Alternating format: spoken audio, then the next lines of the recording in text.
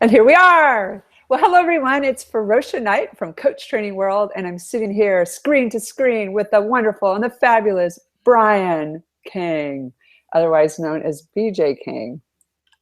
And I'm going to ask you a quick question about that in a minute.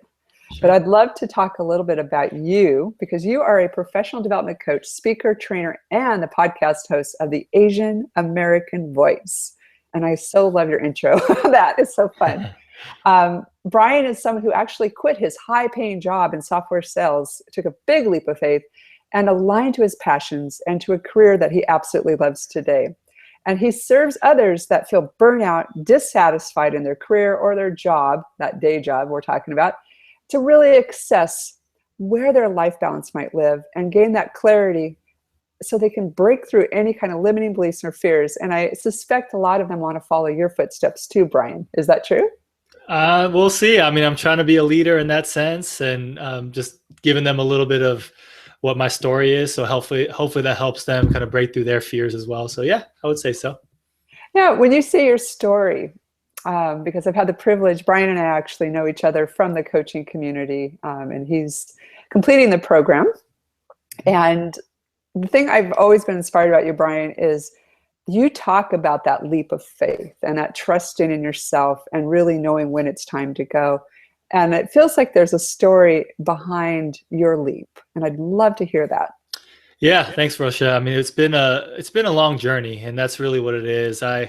So a little bit about my story is I've been going through the whole progression of, go to high school, get good grades so that I can go to a good college, so that I can, get a degree, so that I can get a good job in the corporate world. And so I was really good at that.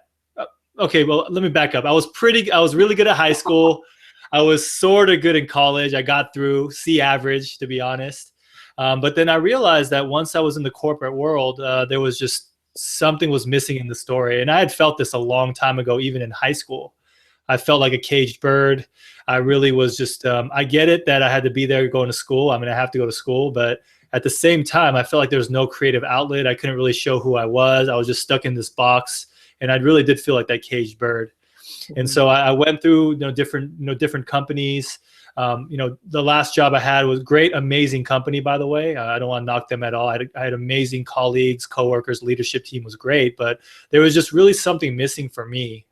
The thing that was holding me there is really the high pay. I felt like the golden handcuffs and felt like I was really just stuck there because of that I had no other choice, but I did have a choice.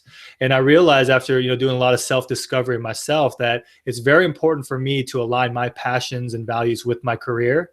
And so that's why I took a leap into joining your program, Feroshia, and, going through that, currently wrapping that up soon, but, really wanting to align my passion with my career to be able to serve others.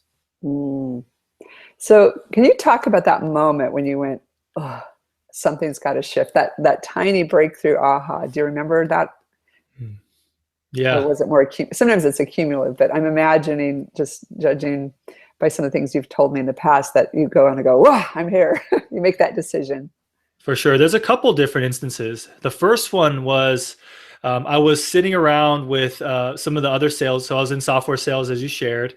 I was sitting around with some of the other sales reps at this table. I clearly remember that table. It was like, there's like 6 seats there. We use that for our eating our lunch and kind of hanging out there after work. And then we were talking about commission splits. And we were talking about, if you reach this amount, then you're going to make extra 0.25% of commission. And then if you reach this amount, you can get extra 0.5% commission. And I had this flash forward in my mind. I imagined myself as, let's say, a 50-year-old man. I'm still in software sales. And I was just like, nope. That's not going to be my life. And so I realized at that moment, that was just one of those pivotal moments where I just felt like, no, there has to be more than this. I know that there's always been more than this. I've just been pigeonholed and stuck here in this progression of my career because of the fear. And so I really decided to break through that fear. And then the second part of that was I went to a conference, an entrepreneurial conference, and I aligned myself with other people that had already taken the leap into entrepreneurship. And I was like, I fit here so much. I just felt it in my being, and just being around these people, it was like, this is what I need to do. And so that was kind of the two big, there's other realizations, but those are the two big ones. Well, When I love how you noticed from the future, you jumped into the future and you saw that this is not who you wanted to be. Mhm. And then you also put yourself in that place of people that could be your tribe. And it seems like it almost felt like home. Yeah, exactly. Exactly. It felt like home. There's so much creative energy at that conference. I just felt it. And in between even at the sessions, I loved it.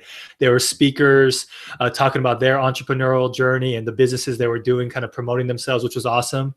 And then we would have these breaks and do these networking in the hallway and just talking to people and telling them about my ideas, learning about their ideas. I just felt it like, oh, this is where I need to be. This is where I want my life to be. Mm. God, that must have felt good. So what was it like when you discovered that about yourself and you started telling other people around you? Mm. You're gonna take that jump, right? For sure. I mean, it was, it wasn't easy. Again, I loved my company. I was very close to my colleagues and coworkers. So telling even my team leader that I was going to make the leap, it was really difficult. I felt like I was letting them down. I felt like, hey, I'm playing a pretty, decently pivotal role in the company. And I just felt like, oh, I'm letting my friends down, my colleagues down. I got really close to them. So that was really difficult. But they were also very supportive. They're like, hey, go follow your dreams, do your thing. When I told my parents, my dad was very supportive. My mom's very supportive as well. Hi mom, I love you if you're listening. But I think she was more coming from a place of a little bit of concern because, of course, she wants me to be, safe and, the motherly instincts are there. And then I told my fiance on, and she was very, very supportive. She's like, go get it right away. She didn't even hesitate, not even a bit. She just said, go for it. And I was like, wow, she's a great woman in my life. And so I've told my friends. And so telling people was energizing and also, to be honest, terrifying, because now I felt like I was held accountable, that if I don't succeed in this entrepreneurial journey, in this coaching journey, building my coaching practice even more, then I'll be a failure. But I realized, no, it's not about, that. There's a bigger calling for me. What is that calling? For sure. And so that's really, again, I'm my ideal audience. I guess my tribe of people I'm building up currently are people that were just like me, that were, born into an Asian American culture, and they feel some of the limiting beliefs from generations of limiting beliefs being passed down to them. A lot of our parents in my target audience are people that they feel almost obligated to go the route that maybe their parents or society sets them on. And so what, my mission here is to really show them that, hey, there's a few things to take into account when you're making that leap. The first one is self-awareness, understanding where you are in your life, maybe some different tweaks you can make in your life in terms of maybe it's health and fitness, maybe it's your relationships, because that's going to affect your whole business. Second one is clarity. Where are your passions? Where have your passions been in terms of what are some childhood clues or things that you've learned along the way of what you like to do? And the third one is definitely action. How are you going to implement those passions and turn that into some sort of monetization strategy? Because at the end of the day, it's not all about money, but we all need to, survive as well. Yes, we do. And I think that's really important to always remember that, passion plus money really is the core of success. And how much passion and how aligned your passion is going to make you feel even better, and the right amount of money, whatever that means to you, is really going to help too, because you're not going to be stressing out about how am I going to make my ends meet, or, gosh, I can't go do that because I just don't have enough money. And that just feels terrible. It's like you work really hard to help other people, and you got to help yourself too. For sure. Absolutely. Yeah. So I'm curious, because you started out, I'm going to be an entrepreneur.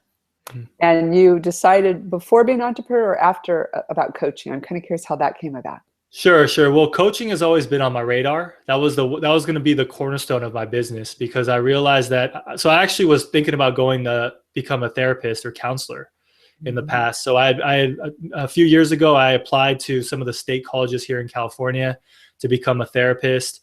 I just felt like a lot of my skills and what I liked. I love studying about the human condition and what drives a person and what their past experience, their parental experience, their peers, their culture, how that defines who they are in the world today. And so I was so fascinated with self-discovery, and I wanted to go the therapy route, but that didn't quite work out. I actually got rejected from all 3 schools that I applied to. Oh, And so nice. then I had to go back to just getting the regular job. But then I realized throughout the time that, hey, there's maybe I don't want to be a therapist. I love the certain aspects of being a therapist, of helping others, deep listening, letting the client find their own way. And so someone had suggested coaching to me, and I looked into it. I maybe took some classes here and there, went to a workshop, and then what really kind of started me as an entrepreneurial path was actually your program, because when I looked at Coach Training World, I was like, oh, there was something about it. When I think I saw you on a webinar, and I was like, there's something about Feroshia that I'm really attracted to, what her message is and how she's going to be coaching, training me to be a coach. And so I looked further into it, and I actually signed up for your program before I quit my 9-to-5. And so I really wanted to kind of tie in my passions of helping others.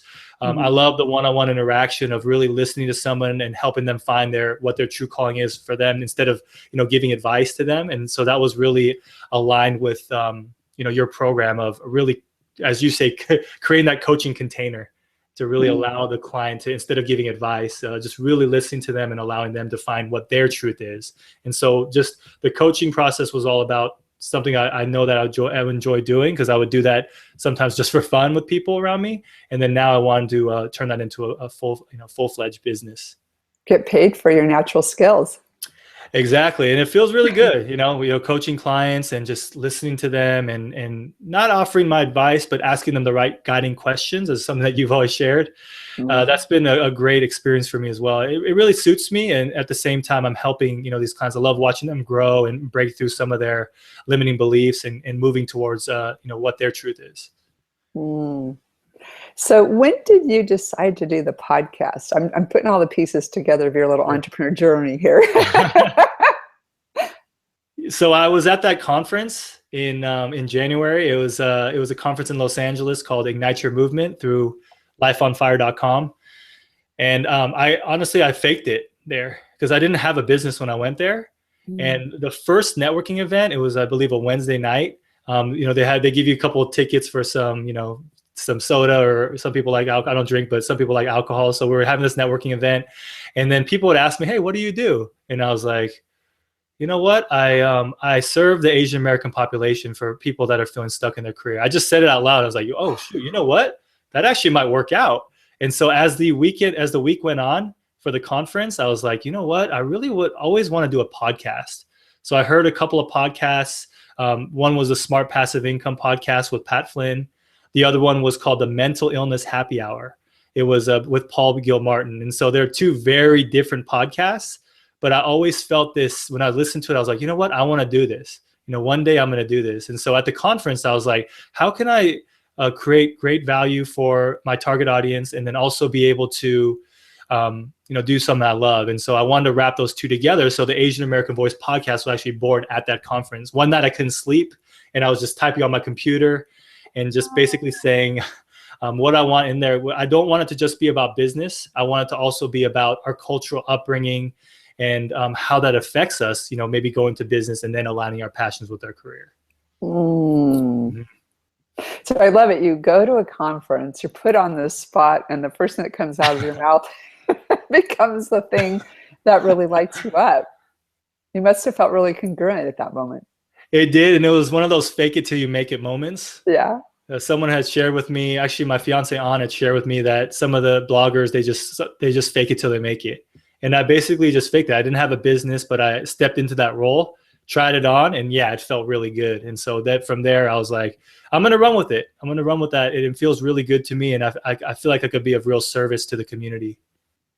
It's interesting. I'm noticing a pattern, and tell me if this rings true, but it's almost as, for part of your way of moving in the world is you envision it and then you step into it and try it on. Absolutely. Absolutely. And I think that's the thing. I just really need to be hands-on. And that's why I had to take the leap into actually doing it. I could have created on the side, but I want to put all my energy into the business instead of be kind of half in my 9-to-5, half in the regular business. And so absolutely, I think that's the thing about entrepreneurship is that you just have to try it.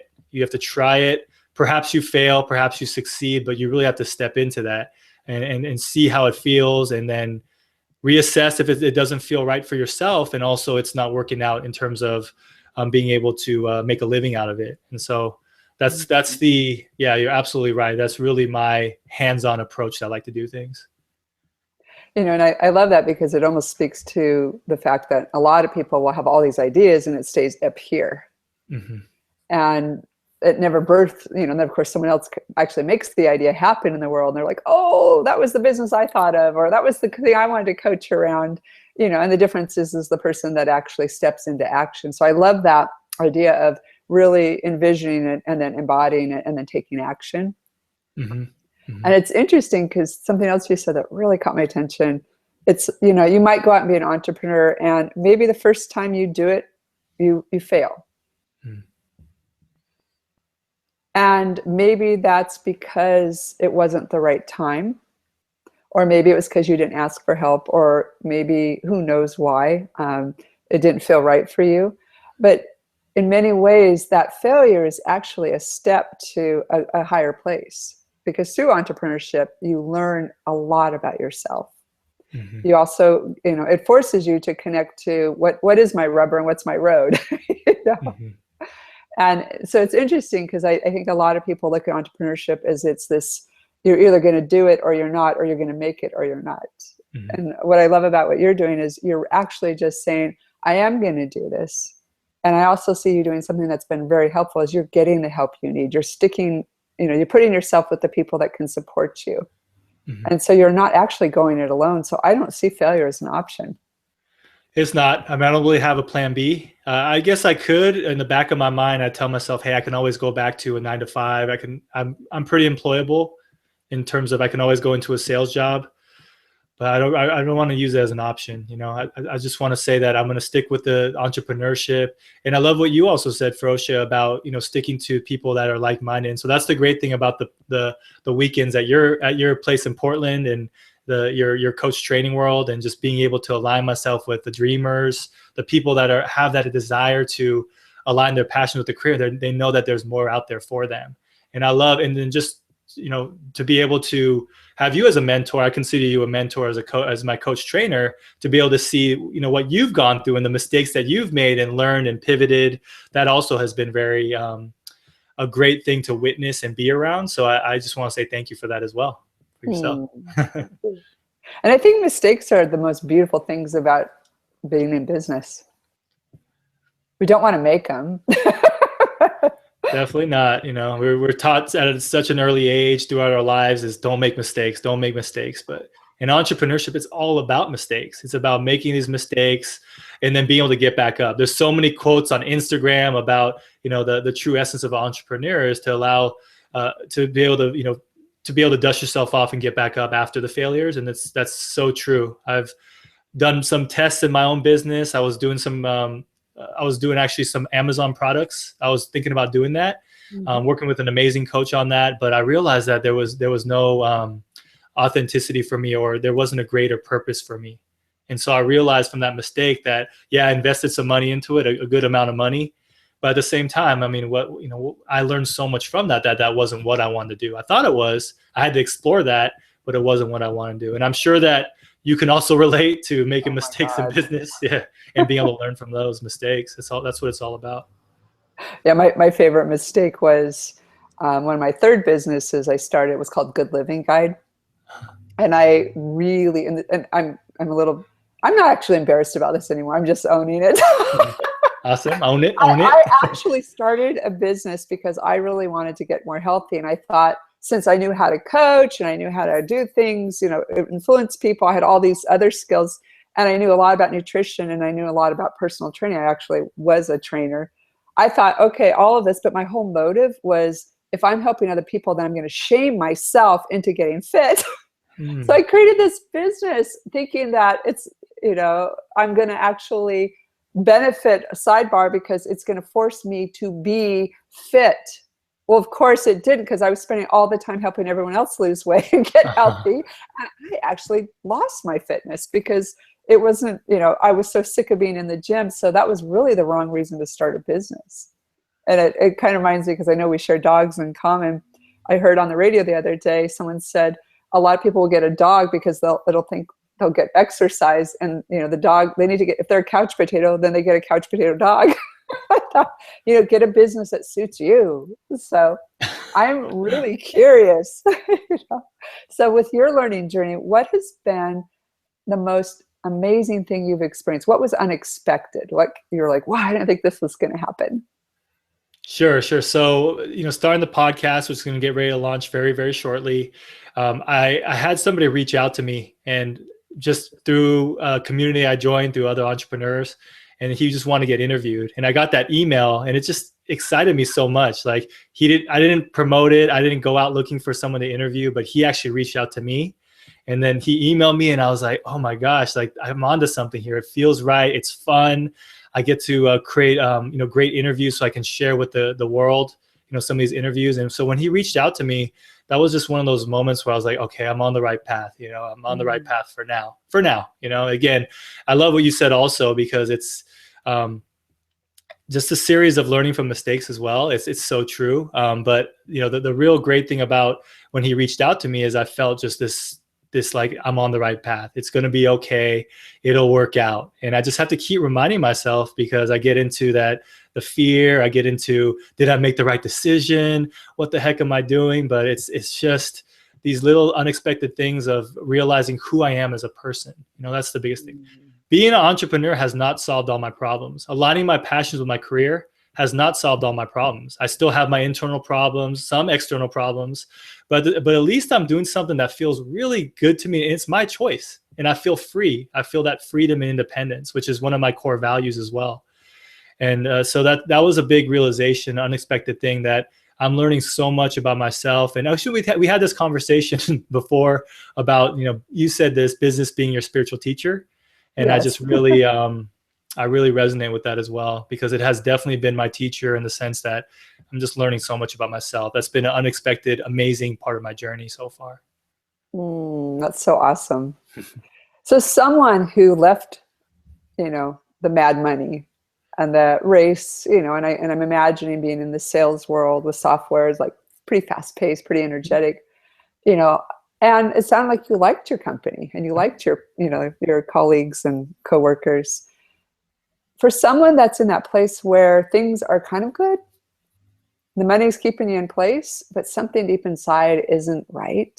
Mm-hmm. What are the tips and tricks for really aligning so you can have it all and create that for yourself? I would say explore. That's the word that comes to mind. When I say explore, I mean, there's first explore who you are as a person. So that's what I did, making sure I know who am I. So I did a lot of like putting the mirror in front of my face, like what have I liked in the past, looking at clues from my childhood, looking at clues from my adulthood, maybe learning from some of my mistakes I made in the past as well.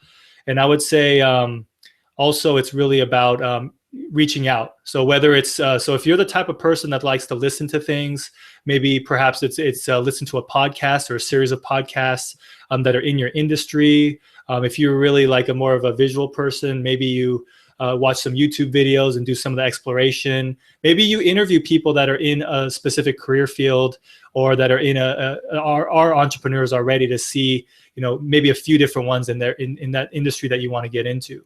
I'm a very conference-oriented person, meaning I get the most out of being live amongst a bunch of different people.